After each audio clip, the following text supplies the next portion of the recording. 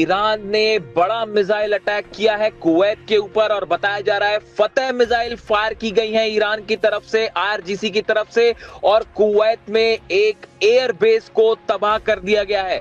ये वो एयरबेस है जहां से अमेरिका की तरफ से हमले किए गए। देखिए, ये अब से थोड़ी देर पहले की ही खबर है। आज सुबह के वीडियो में मैंने आपको बताया था कि किस तरह से अमेरिका के कई ड्रोन्स गिरा दिए हैं ईरान ने। उसके बाद अमेरिका की तरफ से ईरान के 3 द्वीपों पर हमले किए गए। गोरुक पर हमला किया गया, सिरिक पर हमला किया गया और केशम आइलैंड्स पर हमले किए गए। इन तीनों द्वीपों पर टॉम हॉक मिसाइल से हमला किया गया, ऐसा बताया जा रहा है, और फाइटर जेट का भी इस्तेमाल किया गया। ड्रोन अटैक्स भी किए गए अमेरिका की तरफ से, और इस हमले का जवाब ईरान की सेना ने महज 1 घंटे के अंदर दे दिया। और जो जानकारियां सामने आई उसके मुताबिक कुवैत के एयरबेस का इस्तेमाल किया गया हमला करने के लिए ईरान पे। देखिए, कुछ दिनों पहले भी ऐसा ही हुआ था, कुवैत की तरफ से एयरबेस का इस्तेमाल करते हुए हमला किया गया था और ईरान ने जो है वो मिसाइल दाग के अमेरिकन एयरबेस को तबाह किया था। अब एक बार फिर कुवैत के एयरबेस का इस्तेमाल किया गया और जिस एयरबेस का इस्तेमाल किया था उसके ऊपर फतेह मिसाइल दागी है ईरान ने और उस एयरबेस को तबाह कर दिया है। देखिए, इस वक्त की बेहद अहम खबर, और इस हमले के बाद एक बार फिर अमेरिका और ईरान के बीच तनातनी बढ़ गई है और युद्ध जैसी स्थिति है। देखिए, जितनी बातचीत वाली बातें थी और डील्स वाली बातें थी वो सब पीछे छूट चुकी हैं और लगातार हमले जारी हैं। बंदर अब्बास पर हमला हुआ, इसके पहले भी केशम आइलैंड्स पर हमले हुए और इन हमलों के बाद अब एक नया हमला फिर से, जिसमें ईरान के 3 द्वीपों को नुकसान पहुंचाया गया। देखिए, जो खबरें आई उसके मुताबिक ईरान ने लगातार हमले करके अमेरिका के 4 से 5 ड्रोन्स तबाह कर दिए हैं पिछले 3 दिनों के अंदर। ये वो ड्रोन्स हैं जो ईरान के द्वीपों की जासूसी करने के लिए भेजे गए थे। मैंने आपको देखिए अब से चंद घंटों पहले ही जो सुबह वीडियो डाला आज उसमें बताया था कि ईरान के जितने आइलैंड्स हैं उनकी जासूसी की जा रही है और ऐसा तब होता है जब किसी तरह का ग्राउंड ऑपरेशन या किसी हमले की तैयारी होती है। देखिए, अमेरिका बार बार ईरान के उन मिसाइल लोकेशंस को पता करना चाहता है जहां से मिसाइल लॉन्चर्स हैं, मिसाइल्स फायर की जाती हैं, जो ड्रोन स्टेशंस हैं उनका पता करना चाहता है। इसीलिए ये ड्रोन्स भेजे जा रहे हैं जासूसी करने वाले। और आप देखिए, ये जासूसी ड्रोन्स जाते हैं उसके बाद हमले हो जाते हैं। बिल्कुल ऐसा ही हमला बंदर अब्बास में हुआ, इसके पहले हमला केशम आइलैंड पर भी इसी तरह के हमले किए गए थे, तेहरान में भी हमले किए गए थे। अब एक बार फिर जो है ईरान के 3 द्वीपों को नुकसान पहुंचाया गया। लेकिन सैटेलाइट्स की इमेजेस, मैं बार बार आपको ये बात कह रहा हूं, चीन के सैटेलाइट, रूस के सैटेलाइट से बार बार ये बात साफ हो जाती है कि हमले कहां से किए गए। जो नई जानकारी सामने आई उसके मुताबिक एक बार फिर कुवैत के बेसेस का इस्तेमाल किया गया और जिस एयर बेस का इस्तेमाल किया था आईआरजीसी ने अपनी बैलिस्टिक मिसाइल फायर की है। फतह की जानकारी सामने आ रही है कि फतह 2 मिसाइल फायर की गई और जिसको रोकना अमेरिका के बस की बात नहीं थी, ना ही कुवैत का डिफेंस सिस्टम उसे रोक पाया है। और ईरान का दावा है कि सीधा उस एयर बेस को फतह मिसाइल्स ने हिट किया है और कम से कम 3 से 4 मिसाइल्स फायर की गई हैं जो कि उस एयर बेस पर गिरी हैं और बताया जा रहा है उसके रनवे को पूरी तरह से तबाह कर दिया है ईरान ने और कुछ वहां पर खड़े फाइटर जेट्स को भी नुकसान होने की खबरें आ रही हैं, ऐसे दावे हैं। अभी इसको कंफर्मेशन में थोड़ा सा वक्त लगेगा।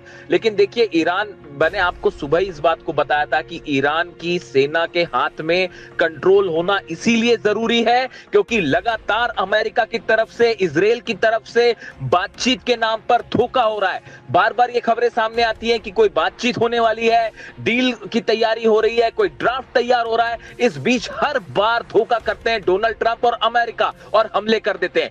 पिछले 15 दिनों के अंदर ये चौथा हमला है जो बिना किसी उकसावे के किया गया। अमेरिका के जितने ड्रोन गिरे हैं वो ईरान के एयर स्पेस के अंदर गिरे, वो हॉर्मूज में एयर स्पेस के अंदर घुसे। अगर किसी देश के एयर स्पेस का उल्लंघन होता है तो ये उसका अधिकार है कि सामने वाले दुश्मन देश के किसी भी एयरक्राफ्ट को या ड्रोन को मार गिराए और ईरान की सेना ने यही किया। देखिए बार बार ईरान की सेना की तरफ से ये वार्निंग्स दी जा रही है कि हॉर्मूज में अगर आप हमारे वाटर्स के अंदर आते हैं, बिना हमारी परमिशन के आते हैं, तो आपके जहाजों को तबाह कर दिया जाएगा, आपके टैंकर्स को हिट किया जाएगा। अगर आप हमारे एयर स्पेस में आएंगे तो आपका एक भी प्लेन वापस नहीं जा पाएगा। ईरान ने अपना खुद का एयर डिफेंस सिस्टम डेवलप किया है, जिसकी ताकत हमने पिछले 10 दिनों में देखी और जिससे पूरा अमेरिका और इजराइल हैरान है। और अब देखिए वही एक बार फिर से 3 द्वीपों को टारगेट किया गया। ये साफ था, जिस तरह से ड्रोन्स भेजे गए, जासूसी ड्रोन्स भेजे गए, MQ-9 रिपर ड्रोन्स भेजे गए, इससे ये साफ था कि किसी ना किसी तरह के हमले की तैयारी चल रही है। और बार बार अमेरिका ईरान के उन लोकेशंस को पता करता है जहां से मिसाइल्स फायर होती है और उन्हें ही तबाह करने की कोशिश की जा रही है। देखिए ये एक रणनीति के तहत हो रहा है। जिस तरह से इजराइल लगातार लेबनान पर हमले कर रहा है, गाजा पर हमले कर रहा है, ये हमले एक पॉलिसी के तहत होते हैं कि सामने वाले देश को आप लगातार उलझाए रखें। बिल्कुल ऐसा ही काम अब अमेरिका की सेना भी कर रही है। देखिए डोनाल्ड ट्रंप हॉर्मूज में कुछ नहीं कर पा रहे, अपने जहाजों को नहीं निकाल पा रहे हैं, हॉर्मूज को खुलवा नहीं पा रहे। ऐसे हालात में लगातार ये साबित करने की कोशिश हो रही है कि अमेरिका अभी भी पावरफुल है और ईरान के ऊपर लगातार हम हमले कर रहे हैं, ये दिखाने की कोशिश हो रही है। जबकि हकीकत ये है कि आप नोट करिए, पिछले 15 दिनों के अंदर चौथी बार ऐसा हुआ कि जब हमला हुआ और चंद घंटों के अंदर ही, बल्कि चंद मिनटों के अंदर ईरान की सेना ने पलटवार कर दिया और जबरदस्त पलटवार किया गया।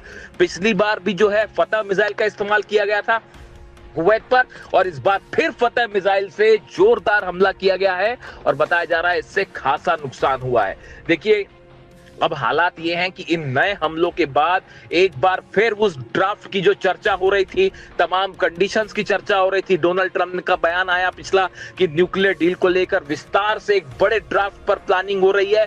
ये सब के सब दावे अब जो है फिर से दरकिनार हो गए हैं और हकीकत यह है ईरान की तरफ से संदेश बिल्कुल साफ है कि किसी भी तरह से बातचीत के नाम पर कोई धोखा अब नहीं चलेगा। अगर किसी भी तरह का हमला होता है तो जहां से हमला होगा उस बेस को तबाह कर दिया जाएगा। और यही फिर से एक बार देखने को मिला है। अब हालात ये हैं कि पूरे 12 देशों के जितने एयर बेसेस हैं, जितने वाटर स्टेशन है, पानी के ठिकाने हैं, वो सब के सब ईरान के निशाने पे हैं। अब ये डोनाल्ड ट्रंप को तय करना है कि वो जंग करना चाहते हैं या मामले को शांति से खत्म कर देना चाहते हैं। देखिए तमाम दुनिया के एक्सपर्ट्स ये कह रहे हैं कि डोनाल्ड ट्रंप के पास अब कोई चारा नहीं बचा है। ईरान की सेना भयंकर गुस्से में। कल देखिए जिस तरह से मसूद पेजेश्कियान साहब के इस्तीफे की खबरें फैलाई गई, अभी तक ये बात साफ नहीं है। ईरान की तरफ से कहा जा रहा है कि उन्होंने कोई इस्तीफा नहीं दिया, लेकिन फिर भी जिस तरह के दावे हुए कि उन्होंने इस्तीफा दे दिया है, इस तरह की तमाम बातें, अभी इसके बारे में तस्वीर अभी भी साफ नहीं है। इसीलिए हम बार बार इस बात को कह रहे हैं कि कोई भी खबर अगर ईरान से आती है, जब तक ईरान की सेना IRGC उस पर मुहर ना लगा दे, तब तक उस खबर पर आप विश्वास ना करें।